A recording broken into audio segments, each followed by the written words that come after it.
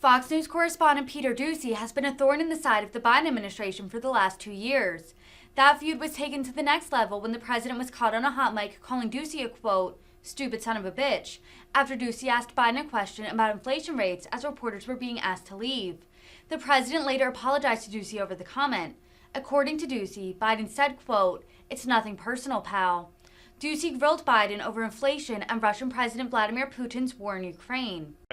Two topics, just really quick. First, markets are down and gas prices are up. I know you always stress the difference between Wall Street and Main Street, but everybody seems to be in for some economic pain. How economically painful is it going to get for people in this country? And I do have one more question.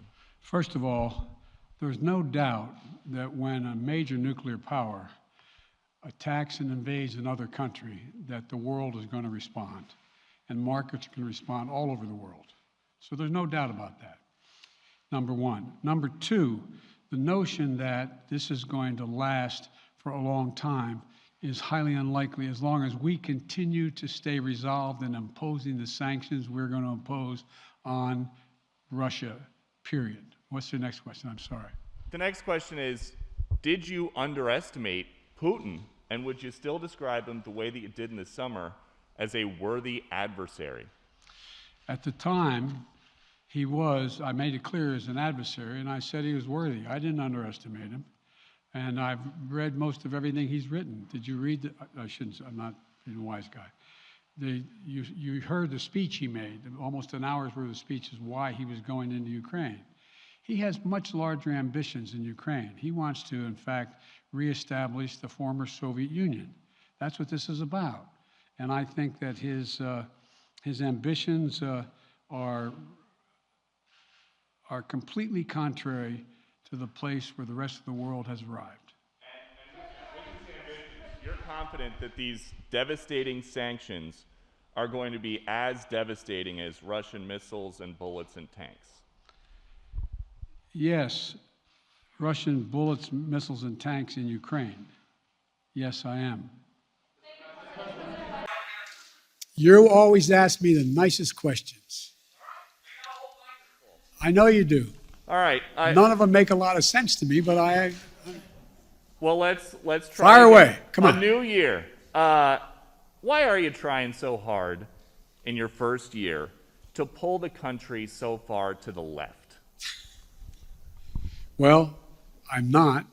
I don't know what you consider to be too far to the left. If in fact we're talking about making sure that we had the money for COVID, making sure we had the money to put together the bipartisan infrastructure, making sure we were able to provide for those things that in fact would significantly reduce the burden on working class people, but make them, they have to continue to work hard.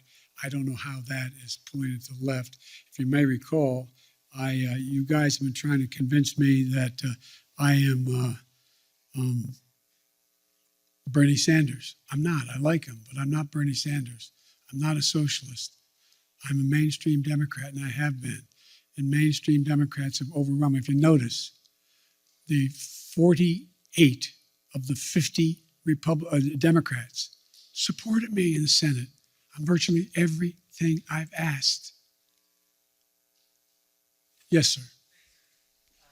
I wanted to clarify a moment ago. We need some more clarification. Yes, Mr. President, thank you. Thank you very much. I know you're going to ask a really nice question. Well, it's an important question, No, I think. Are you worried that other leaders in the world are going to start to doubt that America is back if some of these big things that you say on the world stage keep getting walked back?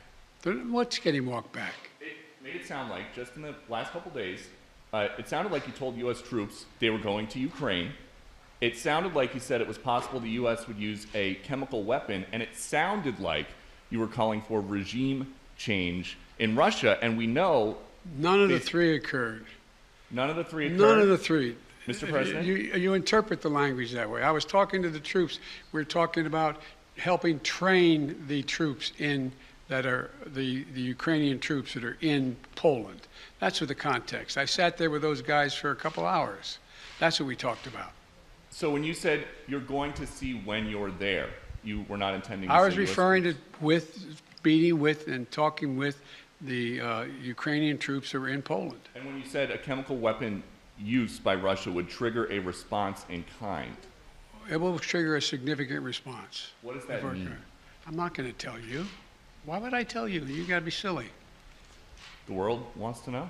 The world wants to know a lot of things. I'm not telling them what the response would be. Then Russia knows the response.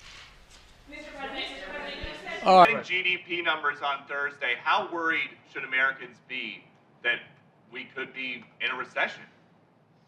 We're not going to be in a recession, in my view.